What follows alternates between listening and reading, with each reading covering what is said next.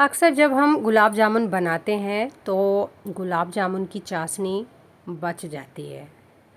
तो उस बची हुई चाशनी का आप सब क्या करते हैं मुझे कमेंट बॉक्स में ज़रूर बताइएगा। तो आज इस बची हुई गुलाब जामुन की चाशनी से मैं बनाने जा रही हूँ एक बहुत ही टेस्टी रेसिपी, और उस रेसिपी का नाम है टोस्ट बिस्किट।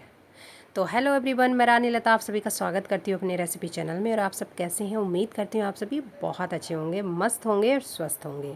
एक बड़ा बर्तन ले रही हूँ, उसमें लगाई है चलनी, क्योंकि ये जो आटा है छानना बहुत ज़रूरी है। इस कप से 1 कप आटा और 1 कप मैदा।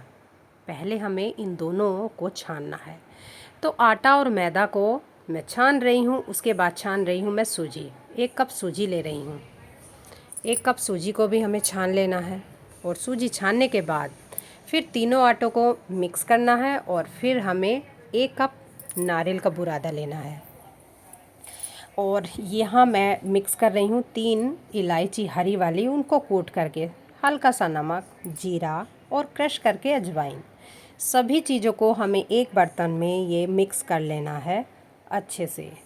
और मिक्स करने के बाद हमें इसमें जो है घी डालना है, देसी घी डालना है, रिफाइंड ऑयल नहीं डालना है। देसी घी से ही बहुत अच्छा टेस्ट आता है मोइन के लिए। घी हमें इतना डालना है कि जो ये हमारा आटा है वो गीला हो जाए, इतना गीला हो जाए कि जिससे कि अगर हम इसको हाथ में यानी कि मुट्ठी बनाएं तो एक लड्डू जैसा बनने लगे। और इस आटे में जब हमें घी मिक्स करना है तो हल्के हाथों से इस तरह से आटा बन जाए, दोनों हाथों से, हल्के हाथों से हमें इसको मिक्स करना है। और फिर जो हमारी गुलाब जामुन की बची हुई चाशनी है उसको हमें छानना है और थोड़ा थोड़ा करके इस आटे में हमें मिक्स करना है। और हल्के हाथों से एक डो बनाना है, सख्त डो बनाना है। बिल्कुल भी जो लूज़ होता है वो नहीं बनाना है। तो मैं यहाँ पर इस चाशनी को छान रही हूँ, थोड़ा थोड़ा इस आटे में मिक्स कर रही हूँ, जिससे कि जो हम रेसिपी बना रहे हैं वो हमारी रेसिपी टेस्टी, क्रंची, क्रिस्पी बनकर तैयार हो।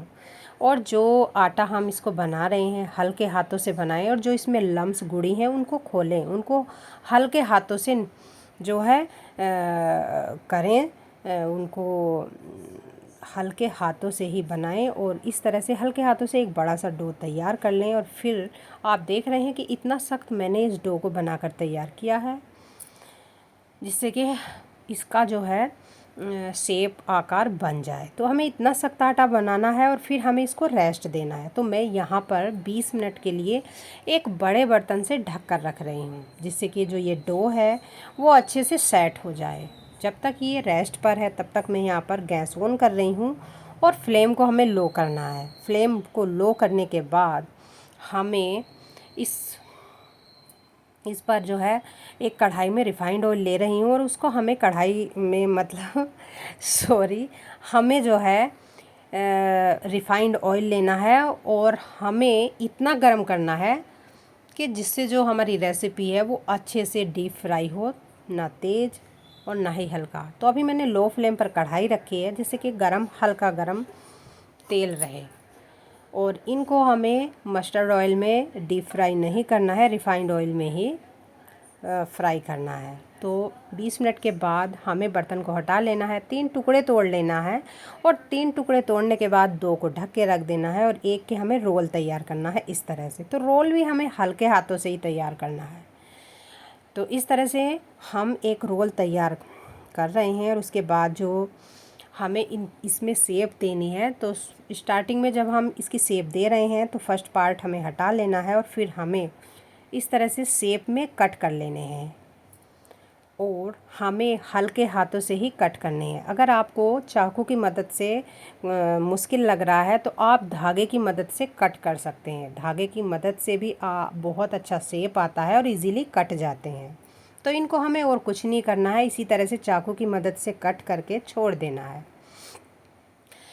तो हमारे ये टोस्ट बिस्किट जो है इस तरह से बनकर तैयार होंगे।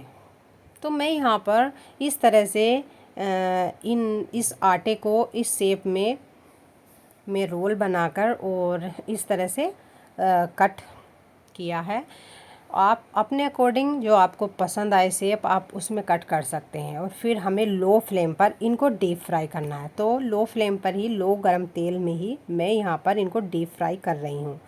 और जब आप डीप फ्राई करें इनको, तो हमें इनको स्पैचुला से बिल्कुल भी टच नहीं करना है, क्योंकि जब आप मीठा जो आटा होता है, मीठा डो होता है, उसको आप गरम तेल में डीप फ्राई करते हैं तो वो सॉफ्ट हो जाता है। और जब सॉफ्ट हो जाता है तो जब आप उसको चेंज करते हैं तो उसका टूटने का डर रहता है। तो इसलिए आपको जब भी पलटना है, जब आपको ये लगे कि ये पलटने की स्थिति यानी कि बदलने की स्थिति में हो गया है, और फिर आपको बहुत ही आराम से धीरे से इनको निकालना है। तो मैंने यहाँ पर इस तरह से ये टोस्ट बिस्किट डीप फ्राई किए हैं। तो सभी को मैं इसी तरह से कर रही हूँ, बहुत ही आराम से, ध्यान से, क्योंकि मीठा आटा है और मीठा आटा हमेशा गरम तेल में जा कर के सॉफ्ट हो जाता है। तो आप देख रहे हैं एक एक बिस्किट को मैंने स्पैचुला से इस तरह से चेंज किया है जिससे कि ये ना टूटे। तो आप इस रेसिपी को इस तरह से बनाओगे तो आपकी रेसिपी बहुत ही स्वादिष्ट, क्रिस्पी, क्रंची बनकर तैयार होगी, बिल्कुल मार्केट जैसी। तो एक एक जो बिस्किट है उसको मैं इस तरह से चेंज कर रही हूँ जिससे कि ये टूटे ना। और एक साइड से ये सिक गए हैं और एक साइड से नहीं सिके हैं। तो जिस साइड से सिक गए हैं हमें उधर से चेंज करना है। और जब दोनों साइड से अच्छे से सिक जाएं इस तरह से, तो फिर हमें थोड़े थोड़े करके स्पैचुला से निकाल लेना है इनका तेल निथार के। तो मैं इस तरह से इन सभी को बनाकर तैयार की हूँ। तो हमारे सभी ये टोस्ट बिस्किट बनकर तैयार हो गए हैं। तो मैंने गुलाब जामुन की चाशनी को इस तरह से यूज़ किया है। आप किस तरह से यूज़ करते हैं प्लीज़ मुझे कमेंट बॉक्स में लिखकर बताइएगा। और मैं आपको ये तोड़ के दिखा रही हूँ कि ये कितने क्रंची बने हैं और ये अंदर तक सिक गए हैं। तो ये लिया मैंने एक बिस्किट और आप देख सकते हैं इस तरह से ये अंदर तक सीख चुके हैं। मेरे बच्चों को बहुत पसंद आए।